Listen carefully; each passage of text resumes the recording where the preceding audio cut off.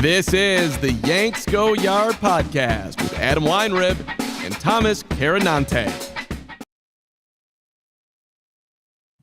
Welcome to the Yanks Go Yard podcast. I'm Adam Weinrib alongside Thomas Carannante. Series win felt great. Obviously, some moments that felt horrible. And obviously, the Yankees took the last game of the series in razor-thin fashion, leading right into the Knicks looking like garbage in the second half of Game 5 against the Celtics. So you're like, oh, wow, riding high.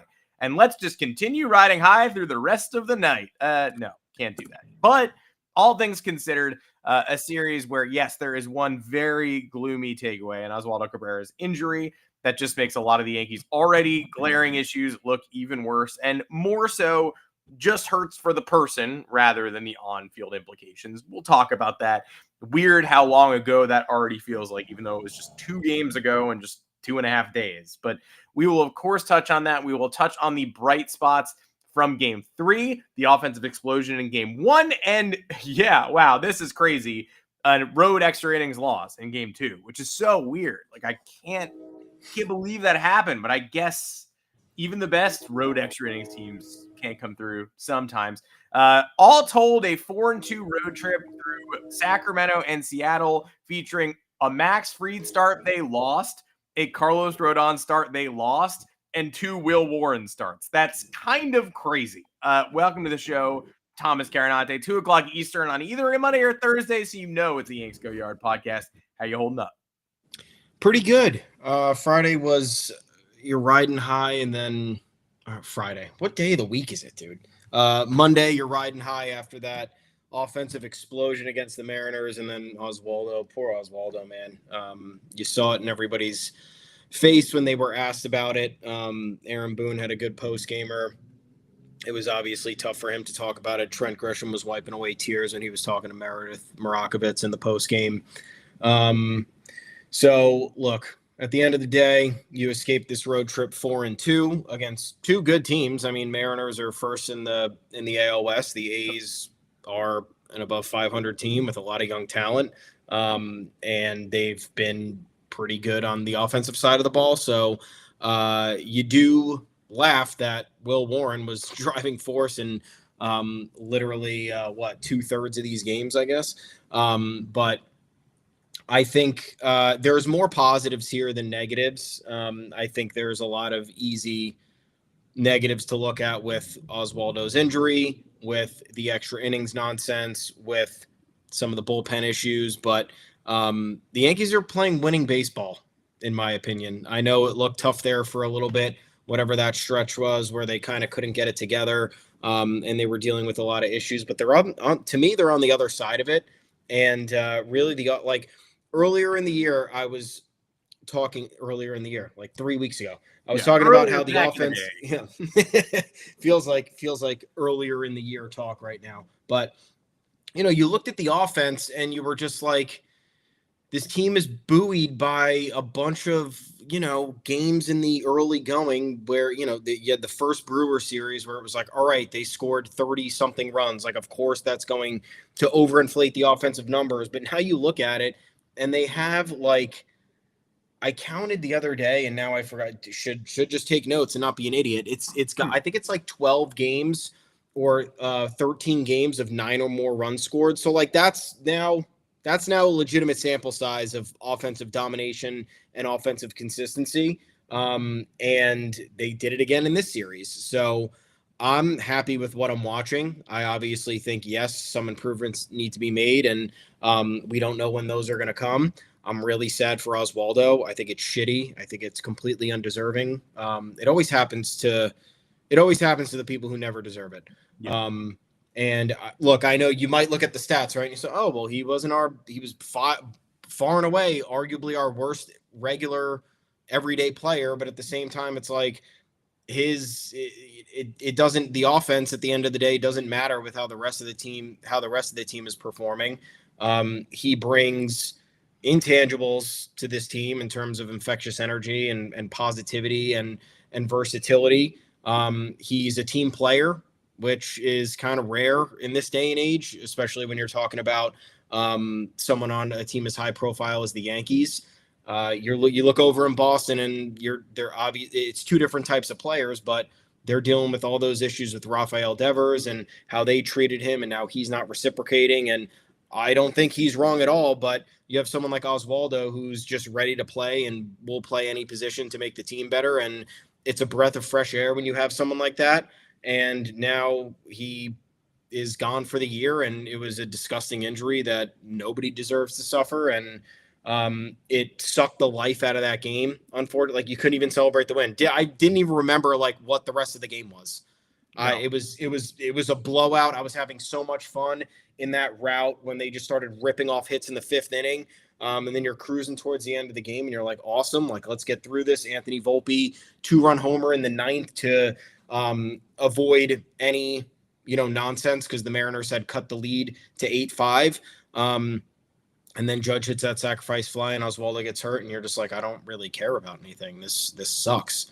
But nonetheless, third base was always going to be an issue and a part of the roster that they would need to upgrade. But we talked so many times about how it'd be great to have Oswaldo in a super utility role where he's most comfortable, throwing him all over the field, using his ability to switch hit as best we can, even though obviously it wasn't the greatest, but it was still a weapon Aaron Boone can use in the lineup. And now they have to figure it out. And there's some bench issues we got to deal with. So overall though, outside of that, I'd feel a lot better if Oswaldo didn't get injured. Absolutely. And it's, no runs are pointless, right? All insurance runs help.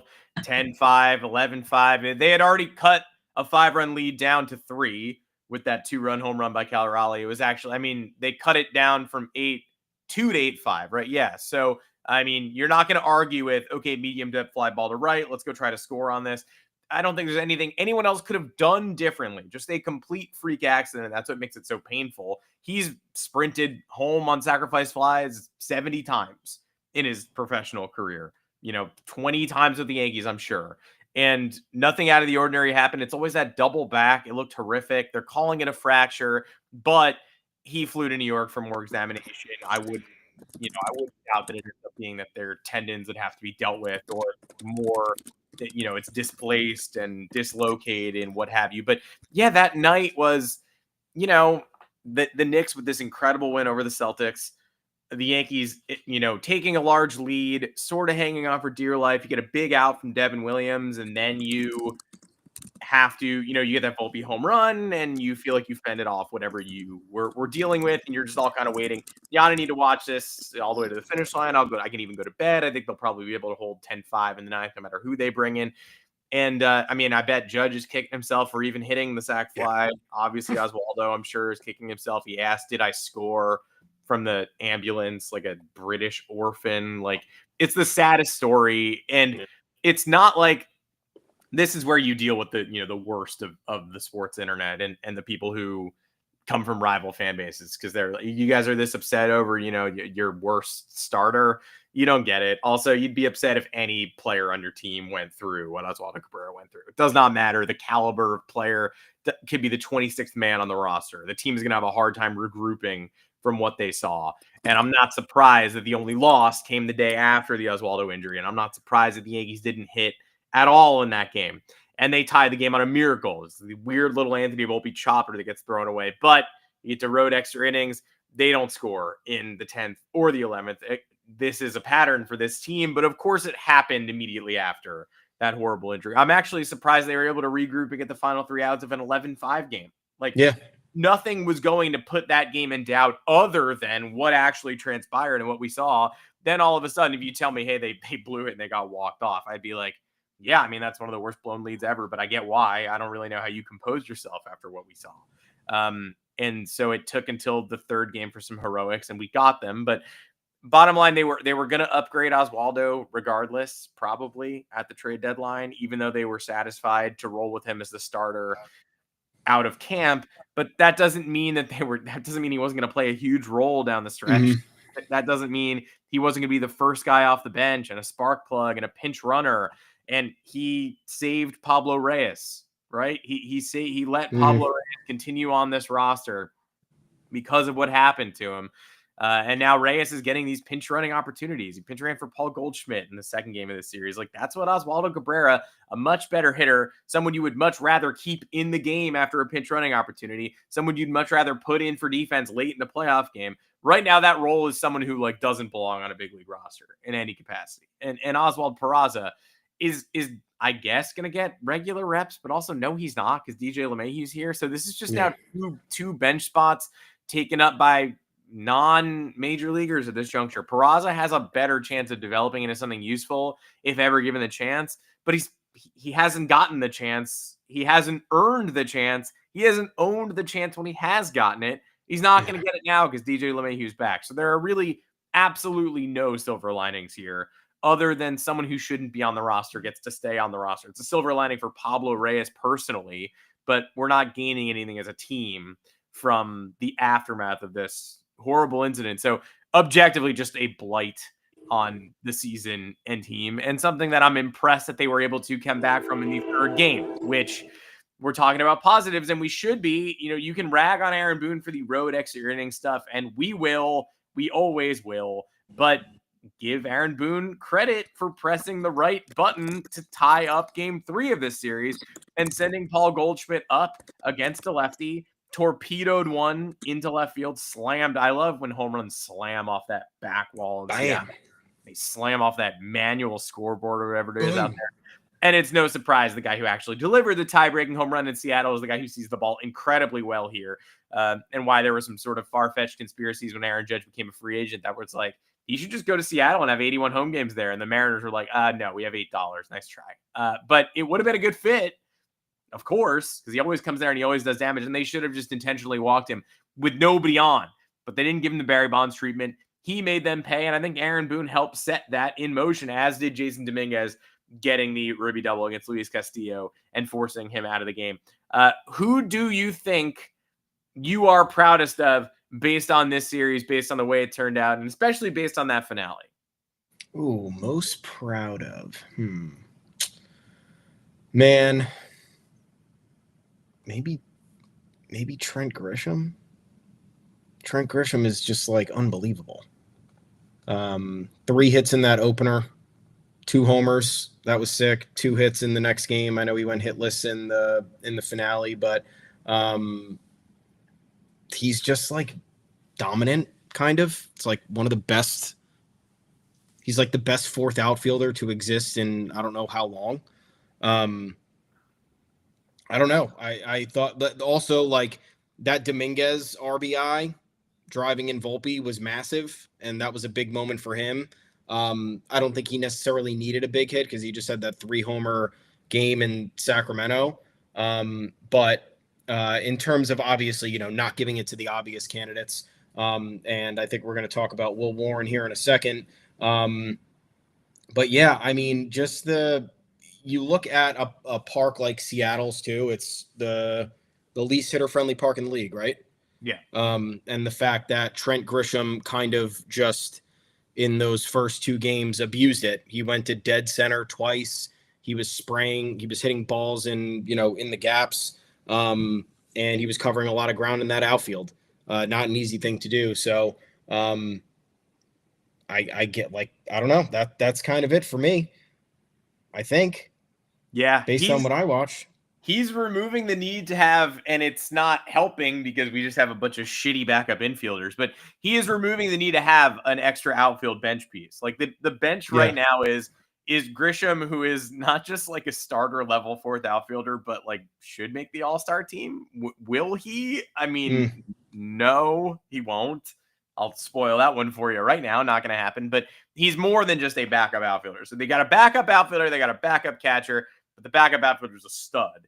And then, rotating backup infield spots, it's like 2 dudes, and it's just like default. If you could get somebody versatile in the wake of the Cabrera injury who could play outfield and infield, I would take it. It's the time. The time is now to go chase somebody who matters on the bench. Keep Oswald Peraza, ditch Pablo Reyes. Cooper Hummel is at AAA. He plays right, left, and first base. Well, he's it's like Brendan Cuddy, I think, tweeted like, keep an eye on Cooper Hummel because he's got an opt-out at the end of May, and he came off the injured list at AAA on May 10th. And like, I'm keeping an eye on him, but he's 4 for 19. Like, is that guy going to opt out? Is that guy going to put pressure on the Yankees? If that guy puts pressure on the Yankees and is like, put me on the big league roster now or I walk, I'm like, good luck anywhere else. You know, walk home, walk wherever you need to walk to the store. Like, but I don't like, you could put him at first base in a pinch, but is that valuable enough for the Yankees to be like, he's mostly an outfielder. He's mostly a fifth outfielder, but theoretically you could shove him in the infield. They need to go poach somebody. There's got to be another opt-out candidate. There's got to be another veteran who's got more pedigree and better recent performance than Pablo Reyes, who's like 4 for 25 this year. No one's going to hit when they play that sporadically, but every time he comes in, he just looks bleaker and bleaker against supposedly the pitchers that he's been brought in to torment. So I'm not using Pablo Reyes any longer. I'm figuring out a way out of that. And it's an easy one because sometimes it's like, ooh, but should I send down, if I'm adding X, how do I send down Y? And it's like, DFA him. Just DFA the man. You do not need him. It's not tough juggling. It's the easiest juggling. It's one orange up and down in the air. It's going, I figured it out. But I'm proudest from this series and from this road trip let's just have the Will Warren conversation now because again, like I said earlier, like, you're not going to win every Max Fried start. You're not getting to the end of the year going, oh my God, they went 36-0 and Max Fried starts. Great. So sure, good one to get out of the way in this series. You lose a Max Fried start. He gives up 1 run and you lose it because Brian Wu is insane. You tip your cap. Good matchup. They made Fried labor. He got out after 5 innings and 90 plus pitches. Like, it's a bad start for Fried, by the way. I'll take that all day. Raised his ERA to like 1.11 instead of 1.09. Like that's his worst start since his first start. And they lost that start. And, you know, again, you're not winning you're going to lose 10 to 12 of your best pitcher starts per year. Probably. Hopefully fewer. Be great if it's fewer. Right now it's 1 and it's May 15th. So that's nuts. They lose the Carlos Rodon start in Sacramento and they probably shouldn't have. Rodon did the classic Rodon thing of an early blow up. And you're like, okay, chalk this one up as an L. They rally back. He becomes brilliant. He ends up striking out like 10 in 6 innings. I actually don't know how many he K'd, but he K'd his last batter, and you're like, wow, he did it again, right? He restabilized, and the Yankees offense paid him back, and the bullpen blows it. And it is what it is. He struck out, 10 in 6 innings. Look at that. I don't know where pretty sick. Pulled that one directly from my ass, but there it is. They lose the Rodon, and they lose the Fried starts. And so you're like, okay, we got 2 Will Warren, a Ryan Yarbrough, and a Clark Schmidt. Like, I guess we got to split these, and then we go 2 and 4 on the road trip. Nope, reverse it, 4 and 2. Yeah. And Schmidt was great, and Yarbrough was exactly what you hoped he would be. He got a huge lead, and he just sort of coasted through 5, and they turned it over to the bullpen. And so I could put Clark Schmidt here, but I'm just going to give it to Will Warren because he did it twice. He did it, like you mentioned, against a very strong offense in a very weird ballpark environment, a AAA stadium in Sacramento, where the ball flies. The Pacific Coast League, the ball flies everywhere, but specifically there, people have been mad. You saw the Shea Langoliers home run that Fernando Cruz gave up, just a 250-foot pop fly that went all the way to the back wall.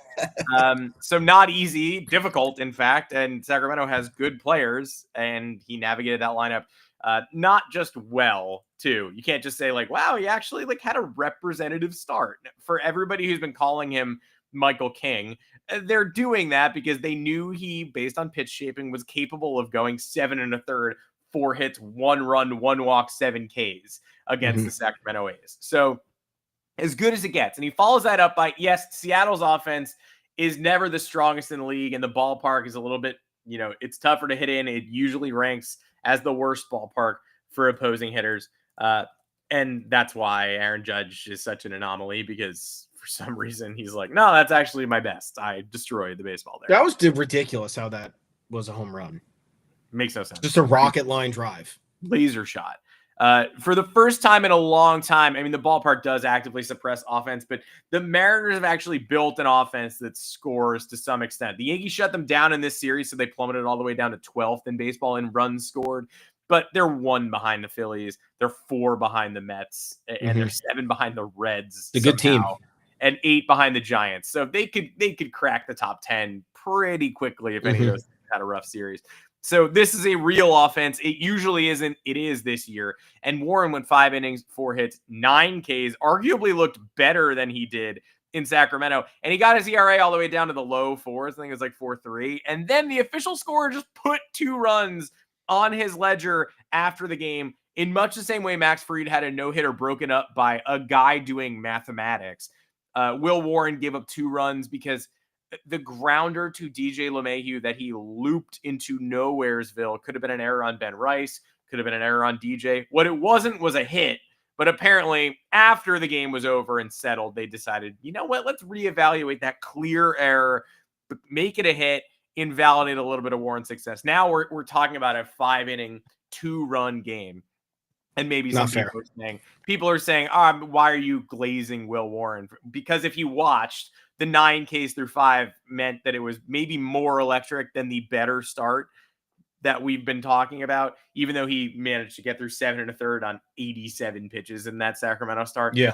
But he labored a bit. He threw a lot of pitches in that inning that was partially undone by a bad defensive play. Mm-hmm. But when you got to just look at the highlights, look at the tunneling, look at what he did to Julio Rodriguez, I believe in the 3rd, when he just sweepered one 18 inches outside, and then from the same exact arm placement, dotted with a 2-seamer going the opposite direction at the edge of the plate. That's as good as pitching gets. So it's true that you can say of basically any pitcher in baseball that at their best, they're unhittable. No pitchers at the question is, how often are they at their best? How often are they even close to approaching their best? But I think you can officially say that something we didn't know a month ago that we know now is that Will Warren has a gear that when he is locked in, he could be as good as any pitcher in baseball. Now, how consistently is he going to reach that? What happens to the command? Does it ever follow in the path of his stuff? Who knows? He's still a 4 or a 5 right now, but 2 starts in a row, he has looked ace quality against quality teams. And maybe that's all we get. Maybe we're about to enter a month of struggles. Wouldn't be surprised. The track record of struggling is way longer than the track record of success, but 2 road outings, 2 brilliant ones against 2 good teams. I'm proud of Will Warren. Yeah, I mean, look, we'll see what happens, right? Because even in his other outings that were acceptable, the 3 other 5 innings, 2 earned runs outings, he was just one little tweak away from unlocking and going into the 6th or pitching into the 7th. And you look at yesterday, the 9 Ks in 5 innings, he now has 16 strikeouts in his last 12 innings pitched, 12 1/3 innings pitched.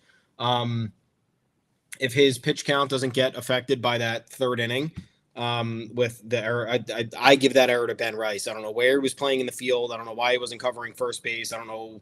It was funny though, because and then not only did he cover first base, he covered first base standing on top of first base and then took out Jorge Polanco and just completely bodied him.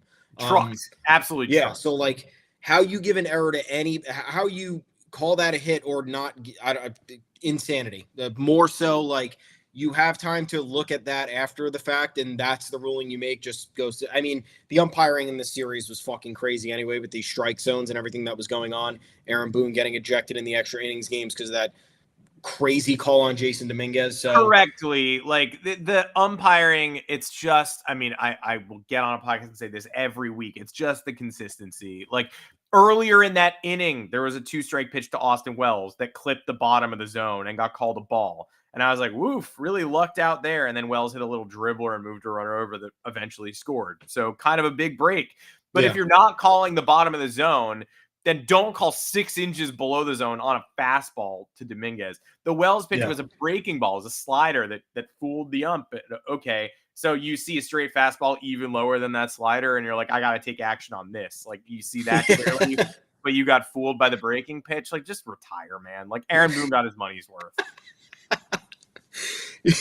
But Warren, I think is look, we talked about it before. Someone had to go, Carrasco or Warren. Warren's the younger option. Warren's a lot more electrifying. We'll see what happens. I like the 3.25 FIP. Could mean that he's getting a little bit unlucky. That's compared to the 4.61 ERA, which should be lower if they didn't, readjust the ruling. the rest of his Baseball Savant page does not look great. And I know people live and die by this. He's also not good with exit velocity and not good with hard hit rate this year. He's in the bottom 4 percentile and bottom 1 percentile in those categories. So that's a concern. But ground ball rate, 67th percentile, like that. Strikeout percentage, 80th percentile. Whiff percentage, 63rd percentile. And again, the stuff is there. We see it. It's about execution. It's about longevity. It's about, just at some point it's the mental strength for the younger players as well. Pitching's very hard. Spotlight's on you. Game goes at the pace that you're going at. So that's a lot for a younger guy fighting for his spot on a roster. I think Will Warren needs time. That's definitely not in line with my take last year when I said just trade him and figure it out because it wasn't working out. Yep. But I really did not like what I saw last year, and I was worried that it was another symptom of just the Yankees screwing up an upper level, prospect, which we've seen so many times, more so on the position player side, not on the pitcher side. But I looked at Will Warren and I was like, they are doing something really bad here, and we know what happens when these prospects start off so poorly in New York. You're like, there is no coming back from this. Like, need a new scenery, need new setting, like, get gone. But I like the rebound. I like the fact that he's done this again, on the road against 2 solid teams. More to come, though. More to come. I will give an honorable mention to my proud take, which maybe should have had more attention, to Aaron Boone. Number 1, the ejection. Fucking awesome. Aaron Boone's just great at ejections, man. I'll say it every time he gets ejected. The best guy to get ejected in these last 5 to 7 years, I think. 2, even though it was another crappy extra innings loss, which is a trend under him, we'll get into that in a little while. He did not give up. He went hard with the bullpen. Luke Weaver pitched 2 innings in that game. Devin Williams came in. Fernando Cruz was in. Like, there was no letting up. So we've seen so many times in previous years where, like, the Yankees are down after the 6th, and then it's clear they're just like, fuck it, we don't care anymore. And then that translated, I think, positively into the next game. They're down 2-1, and he pinch hits Paul Goldschmidt, leadoff homer, tie game, and then was unrelenting with the bullpen again. He did kind of slack, I think, right after Fried was out. You go to Matzik and Hamilton, and you're just like, all right, dude, whatever. Matzik especially. Like, that was a bit of a jump scare. They cut it to 2-1, and you look up and you're like, oh, they took Warren out, and there's a lefty on the mound, and it's a random guy who I wish Tyler Matzik was better for sure. And he might be, but it really does feel like he's kind of just a guy right now. He's like the mop-up dude, and okay. Yeah. And Ian Hamilton's been struggling, so it's like, oh, we're going to rely on him for an inning and a third. But he got the job done. Then he goes back to Cruz, only the second time Cruz this year has pitched in back-to-back days. And Luke Weaver closes it out after pitching 2 innings the night before. So relentless, in my opinion. Didn't give up in either of those games that I think Yankees teams of the last 4 years probably just say, hey, whatever, it's a regular season game. Nobody cares. There's a little bit more intention this year. I don't know if that's accurate or not. That's what I feel, and I am entitled to tell you how I feel. I'm allowed to feel stuff. I am. But Aaron Boone. I would agree with that, and I also look, maybe embarrassing toddler behavior, but after they went down in the top of the 10th, I was just like, I'm not doing this. Good job. Best of luck. And I went to sleep, and I wake up and I see they lost 2-1, and I go, yeah, no shit. And then I check the actual box score and see they survive another inning. And I'm like, that's kind of impressive. I know I'm not supposed to confess that I went to bed in the middle of the extra inning game, but I was like, no, fall asleep. It's fucking 1 a.m. I know. I've seen this before. I was up to 1 the last day, on a high, on a Knicks high, and then a Cabrera low. You got high at 1 a.m., dude. That's impressive. I went to bed absolutely blitzed out of my mind. CBD Teddy Grahams. I'm like, I just had to. I was like, I can't do this. So, I mean, now they've played 3 road extra innings games this year, and not only have they lost them all, but they haven't scored and they've extended 2 to the 11th. So that's 5 road extra innings with a free guy, Ryan Reynolds' worst movie and the Yankees' worst behavior, and they can't score that. Like, I know, and you've got fans who are like, oh man, like you've gotta, just play the manufacturing runs game or whatever. Disagree. Because if you're the road team, you have the home team by the balls. Yeah. Kind of. Unless you're the Red Sox and you're facing the Tigers, apparently, and you blow it 3 times in the late innings, which was TBS, very funny. But if you are the Yankees and you're on the road, you hold the advantage in the top of the inning. If you have this strong, vaunted offense, you could put up 2, 3, 4, and you're going to have a tough time getting the save because there will be an automatic runner on. And if you only put up 2, man, 2 would be a dream right now. If you only put up 2, yeah, the tying runs at the plate 3 times in a row. So not easy. In fact, very easy to blow a save. It was a Justin Wilson game where they were 1 strike away from getting the final out, and then he gave up a 2-run home run in Detroit. Like, yeah, that's like a dumb thing that can happen in a road extra innings game these days. But I don't have a problem with the Yankees swinging away. I have a problem with insane execution and whatever it is. So Aaron Boone, best ejections of the last 5-7 years. I'll give you that. I don't know if there's the reason why so many people tend to blame Aaron Boone for this kind of stuff that you can't put a finger on is because I don't think there's any. I think they're doing it right this year. They're being intentional out of the bullpen. They are not surrendering extra innings games on the road. They are not bringing in Albert Abreu to do the bottom of the 10th. They are not running out of arms early. They went to Devin Williams in the 10th, and he delivered. Good job by Devin Williams, who continues to kind of put together nice outings. And if you're going to lose by Devin Williams, you're going to lose by Devin Williams. What? Who continues to put together some nice outings. He does. That's what's happening. But it was like you're trying to find a compliment because it's like not that impressive, but it's like solid. He's been acceptable. But you're going to your best relievers, you're giving yourself a chance. You can't argue with the strategy of that. But whatever is happening, that's why you have to you start to pin it on the manager, you start to pin it on the culture, you start to pin it on pressing, because this is a great offensive team. This team has 12 5+ run innings through their first 45 games of the season. It's the second most in Yankees franchise history. I think it was when they passed 42. It was like 12 and 43, and the most of any Yankees team ever was 13 and 43. Like, this team scores, and this team scores runs in bunches, and you're getting a free runner in scoring position to start the extra innings, and you're just not able to execute in any capacity. And the LeMahieu at bat in the extras was like all I needed to see. Yep, really bad. Thank you. I didn't see the 11th. Didn't appear to go well either. But that's why people pin it on Boone, because I don't think there was a strategic failure here. There's no reason the Yankees I think it's Katie Sharp went back and forth with 12 and 25 and 13 and 25. But whatever the Yankees record is, I think it's 13 and 25. And I think there's a 7-inning doubleheader that people haven't been counting.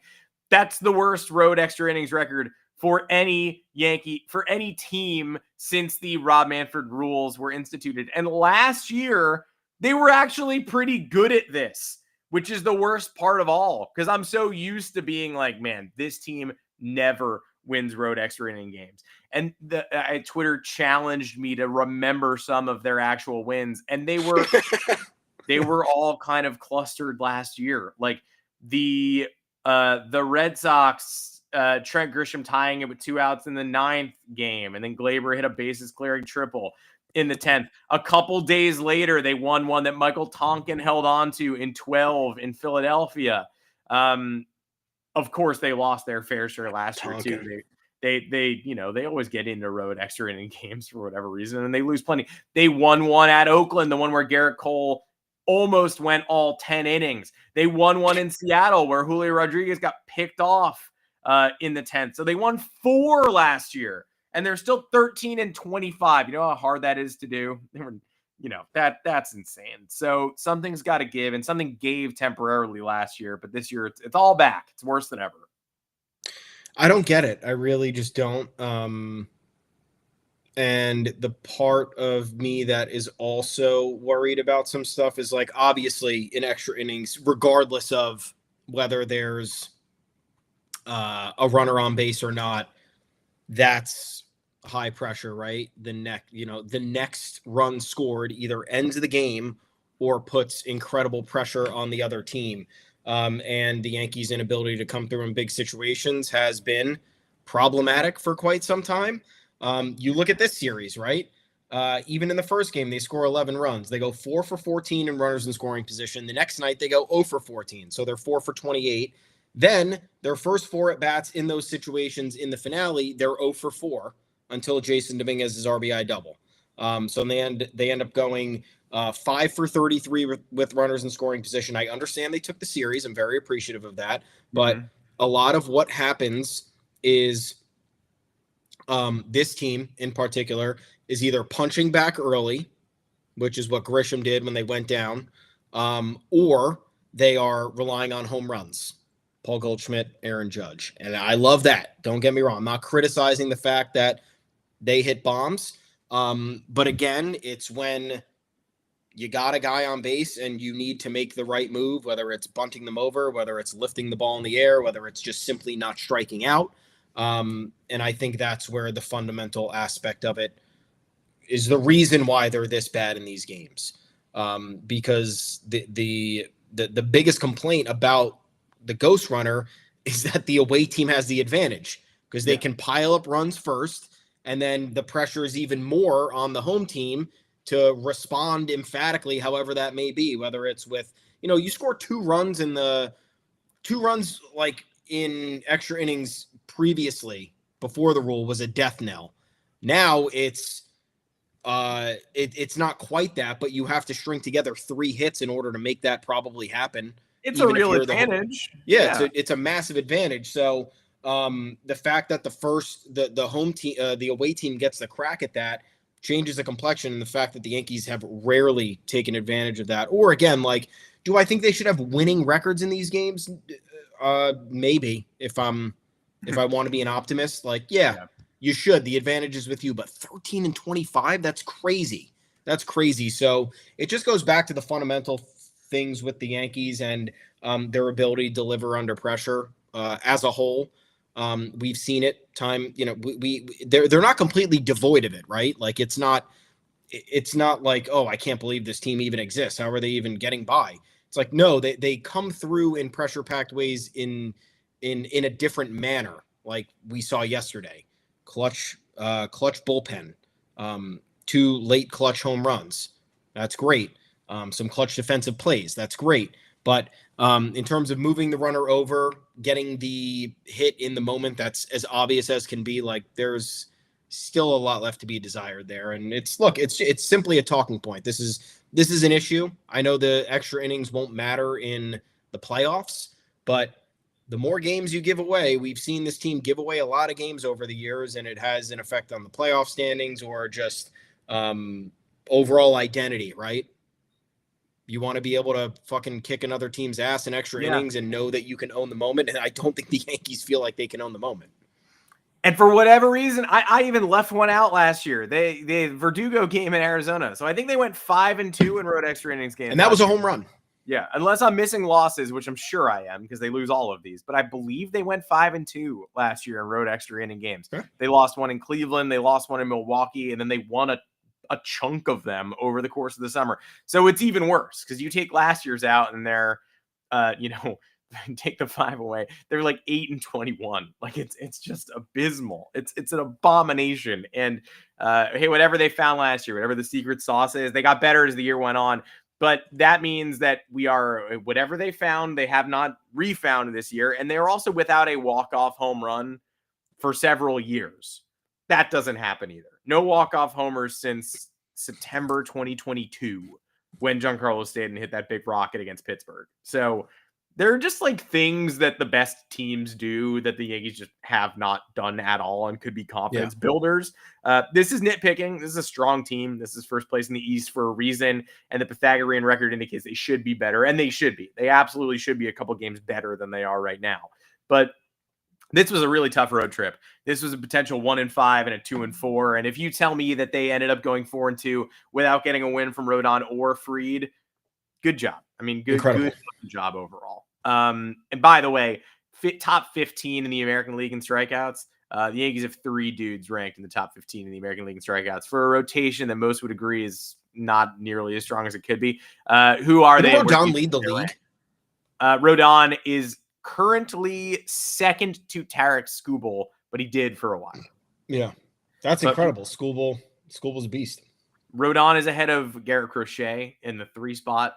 Rodon is ahead of Cole Reagans in the 4 spot. Both those guys have 65. Rodon has 67. Rodon has a whip under 1. Better than Garrett Crochet. Rodon has an opponent's batting average 21 points better than Garrett Crochet. 171 to 192. Again, the Red Sox fans have been doing this to us for 30 years. They're like, wow, guy on my team that was supposed to suck is actually better than your biggest addition. So I'm going to do it right back to them because here we go. Carlos Rodon's been better than your biggest addition, and he was terrible 2 years ago. So interesting. But the Yankees have 3 in the top 15. Rodon 2. Max Fried is in there, of course, even though he hasn't been striking out batters at that high a clip, but he's been so dominant that it's been good enough in 9 starts to rank 10th. And then tied for 13th, Brian Wu and Will Warren are tied for 13th in all of the American League in strikeouts. And the next Yankee to make the list, you will never get it, or maybe you will, but he ranks 46th. Who do you think this is? 46th? 46th in the league. Although I will say I'm scrolling right now. I'm Carlos Carrasco. No, I wish. I'm going to give it away. But I believe that this is the highest ranked non-starting pitcher. Yes. Oh, non-starter. Weaver? Fernando Cruz.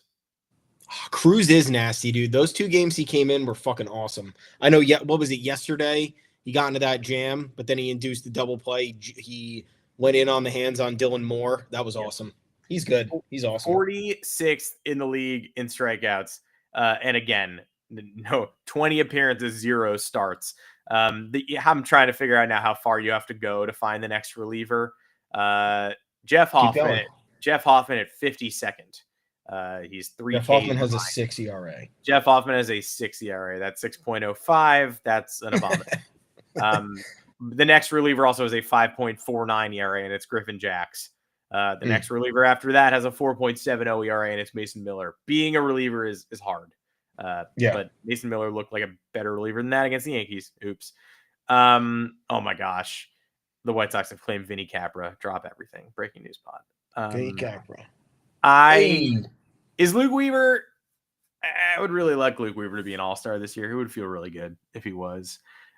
He is an 0.47 ERA. He's maybe been the best closer in baseball. He's got to hold up for another month and a half and be dominant, or at least be very good.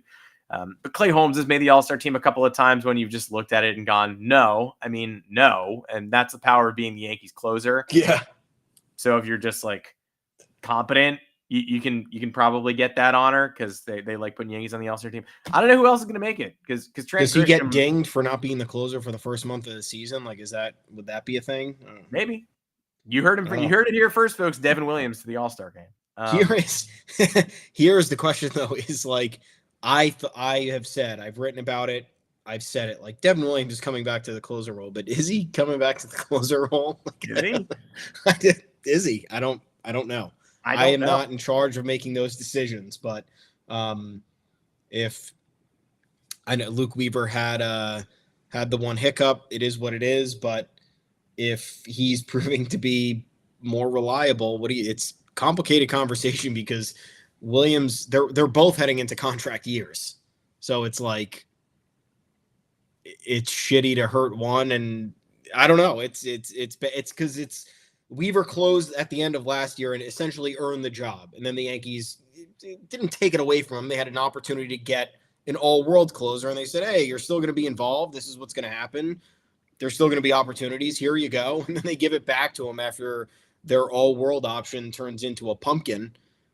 You're going to take it away after he's dominating? I don't know. It's definitely worth a larger conversation at some point because – they removed Williams 2 weeks ago. It's now 2 weeks of no Devin Williams. 3? You think it's 3? We're coming up on 3. Yeah. I thought it was the last day in April. He blew that game against the Blue Jays on April 30th. It was. I know where I was down. Down. The I shore. know where I was. I know where I was. It was. I think it was. It was Saturday morning 2.5 weeks ago. So we're coming up on 3. Okay, cool. Yeah. So I mean, I projected end of May. Could be wrong. Could be wrong. And by the way, you're not going to be able to hide what he did to start the year from anybody in free agency. So you're worried about hurting him. Like what helps him is just him being as dominant as he can be. And we already know, we already know what happened to start the season. No one is going to forget about that unless he just finishes the year on a heater, and then it doesn't matter whether he's got the 7th, 8th, or 9th. It just matters that he's been awesome. And hey, we're heading into the Subway Series this weekend, and it has been overshadowed a bit by the New York Knickerbockers playoff run and the fact that both teams are very good but haven't interacted with one another. And Juan Soto keeps saying dumb stuff like it's 50,000 against 1, he said this week. And like, no, it's not, because there are going to be a bunch of Met fans there. And also, I think we're good. Like, I think Yankee fans are going to be the bigger people and just say like, yeah, the Yankees are in a good spot. You're in a good spot. No, they're not. Like, I'm saying that out loud, but no, they're not. Like, they're going to be very obnoxious. Juan Soto is going to feel pressure at some point. Juan Soto is going to get yelled at. Juan Soto is going to homer. Like, I hate to break it to you, it's going to happen. But the Yankees have lined up Rodon, Schmidt, Fried. Every Mets pitcher is good for some reason, but they don't have Clay Holmes going in this series. It's Griffin Canning and Tyler McGill and David Peterson. And the teams are on Sunday Night Baseball, which is always a mess for the Yankees. But other than that, you can't really be feeling much better about the way you match up heading into this series. That you got 4 games swept by the Mets last year across 2-game series. So it couldn't get worse. You would think. I'm going to knock on wood, because I guess it could. It could always get worse. But 0 wins, pretty low bar to clear. Let's see if the Yankees can take 1 of 3 this weekend. Do you think they're going to be extra obnoxious to Juan Soto? I like said out loud that they weren't, but they are. Like, it's going to be not great. Yeah, I mean, I guess the reason I would say no is because I wouldn't, and I would hope that people would. I mean, what is it? He's going to get booed. Like, cool. Alex Bregman got booed the entire series this week in Detroit. He had no relationship with Detroit ever. I don't see the fans thought that was cool. Rival fans were like, oh, this is awesome. Alex Bregman spurned the Tigers because they offered him a lot of money. He said, screw off, went to the Red Sox because he got a last-minute offer that paid him more money per year with flexible opt-outs. And now the Tigers are the best team in Major League Baseball, and they're booing Alex Bregman, who's on a 500 team that is trending toward not making the playoffs if they continue to play the way that they play. And now you're talking about booing a guy who was with you last year, went to the World Series, got a contract offer in the same ballpark. Like, yes, escalators, bring it up 40, 50 million more. Okay, still $760 million. And went to an inferior team. Sorry, Mets fans. Even you're having the year of your life this year, right? The Yankees are in lockstep with much worse. They lost Juan Soto, first of all. You gain Juan Soto, they lost Juan Soto, and they lost their best pitcher, who's a Cy Young candidate, among many other things. So yeah, I mean, boom. What am I talking about? Why am I being like this? He's gonna get booed. He left the Yankees. Is he a traitor? No. He's a man with free will and was able to make whatever decision he wanted to make.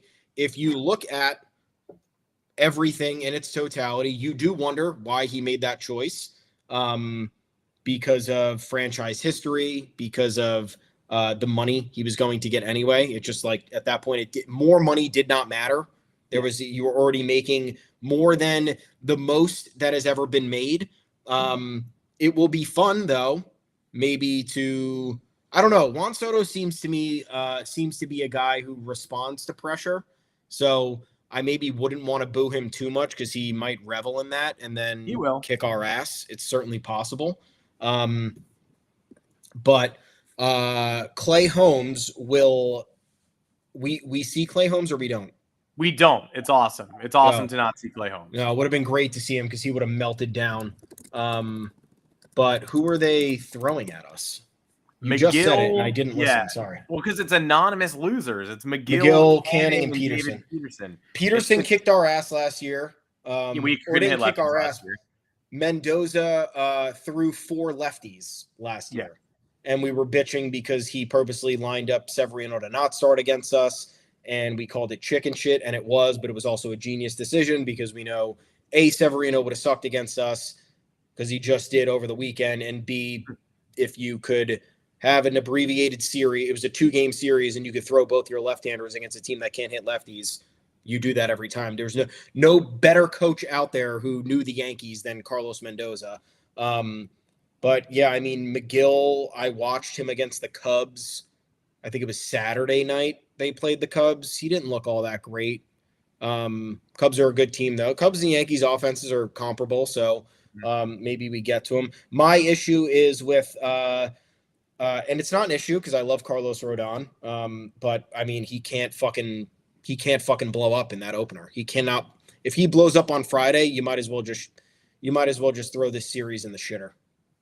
Can't happen. Absolutely can't. He needs to come out. He needs to show little Tyler McGill that he's the big boy on campus. And we have a blank for Saturday. That's not who's on regular rest for Saturday. That game's supposed to be Clark Schmidt. It's supposed to be Clark Schmidt. Clark Schmidt Sunday.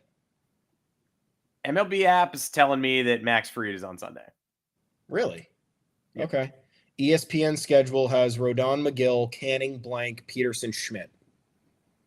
I've got McGill, Rodon, Canning, Schmidt, Peterson, Fried. Hey, that'd be cool. It's better because you were saying Fried, and I was like before, and I was like, I don't want to interrupt him, but I don't think that's happening. But if that's happening, that's great. Then there's no reason. If that's real, that's better. Yeah, if that's real, that's amazing. Because that would give Fried what? Fried pitched Tuesday, Wednesday, Thursday, Friday, Saturday. 4 days rest, 5 days pitch. I don't know how it works sometimes. Sometimes I forget. I mean, that would be a 3 days. It's 4 days rest in between starts. Yeah, that would be standard for Noah. It's like treating the off day. Like they're just skipping Ryan Yarbrough, maybe use him out of the bullpen if they have to. But you're right. Yeah. If Rodon comes out and goes 6 innings, 2 earned, 11 Ks, fantastic. If he does that thing where he gives up only 4 earned runs, but they all come in the first 2 innings, not a fantastic look to start the Subway Series, especially with Juan Soto on the other side, and especially with some increased pressure, and especially with the way that Rodon handled his first playoff start last year in a similar atmosphere, going insane in the first inning and then insanely bad from that point forward.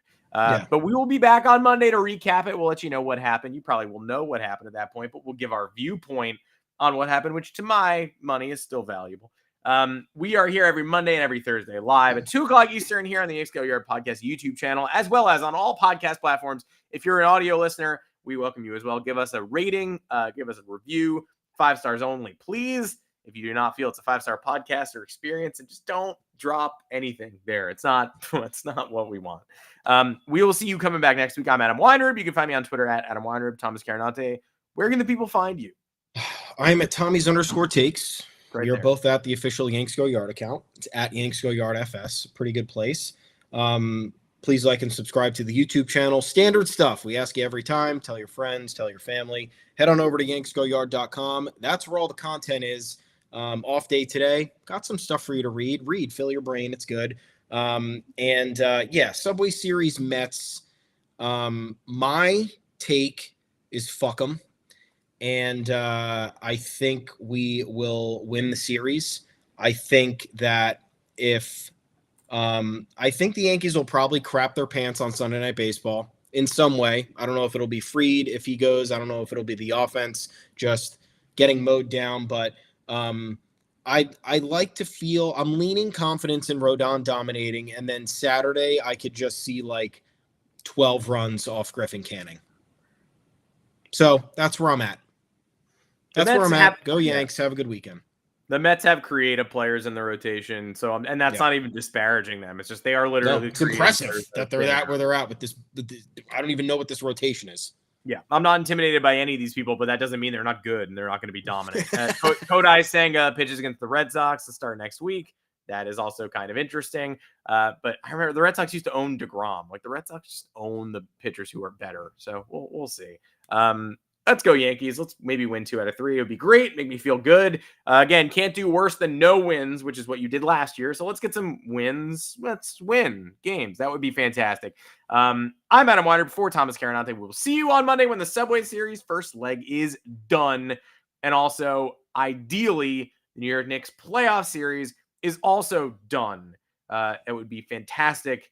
I just said many things would be fantastic if that were to be done. It would also be a first to make Boston reverse course on a comeback midway through. So maybe try that. It would feel really good if you did that. And until Monday, we'll see.